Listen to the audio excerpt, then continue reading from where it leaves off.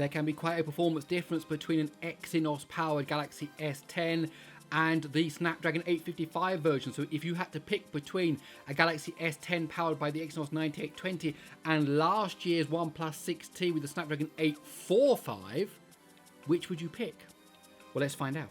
Okay, we've got the Galaxy S10 with the Exynos 9820 on the left-hand side. We've got the OnePlus 6T from 2018 with the Snapdragon 845 on the right-hand side. And both of these are now running speed test G. And as we get into the 2048 test, we saw the OnePlus 6T was just slightly ahead there. So this could be an interesting test. Is it going to be neck and neck as we look at a 2018 versus a 2019 phone? And still the OnePlus 6T is slightly ahead there as it went into that bloom test. Coming up, of course, is the SQL Lite test, of which the Galaxy has traditionally done very well. Let's see what happens. Oh, and there you go. Absolutely amazing. Oh, it just blink of an eye and it was absolutely gone, while the OnePlus 6T is still doing it, still doing it, still doing it, and only now has it finished and gone into that 3D cube test. So now the S10e is in the lead with the Exynos 9820 because of that SQL Lite test. It's now into the 2D gaming test.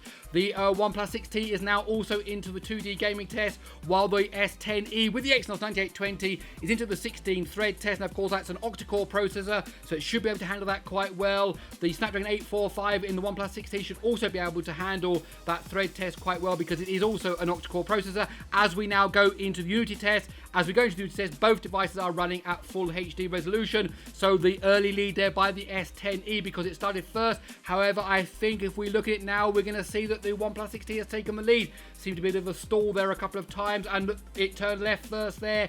Clearly on the OnePlus 6T now into the lead. As we come down to the valley, it will turn right. Only now is the S10e going down to the valley and turning right. So clearly now the OnePlus 6T is in the lead, and it looks like it's going to take this home all the way to the very end now. Coming down to that castle scene, it will surely be the first in the compression test. Yes, it is. There it is, into the compression test, while the Galaxy S10e is still going through that castle scene. There it goes now. It's now into the compression test. Let's see what the final time is going to be. 1 minute 49.7 seconds for the OnePlus 6T on the right-hand side. Let's see now for the S10e. 1 minute and 55 seconds. So let's break down those times and see what happened. So if we look at the overall times, clearly the OnePlus 6T won with 1 minute and 49.7 seconds. And then just a little over 5 seconds later came in the Galaxy S10e with 1 minute and 55. So if you look at the CPU time, it says there clearly that the S10e was quicker, 30.5 seconds compared to 35.8 seconds. And that would include that SQL Lite test, which clearly had a big difference there. When you get over into the mixed test results, which include things like the blur test, we see it's 43.1 seconds for the S10e and 41.5 seconds for the OnePlus 6T, so gaining a bit of ground there.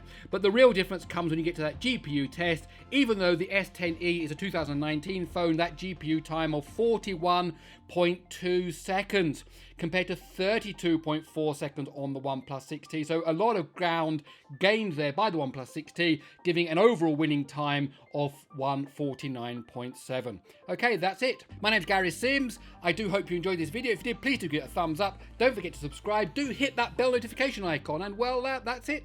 I'll see you in the next one.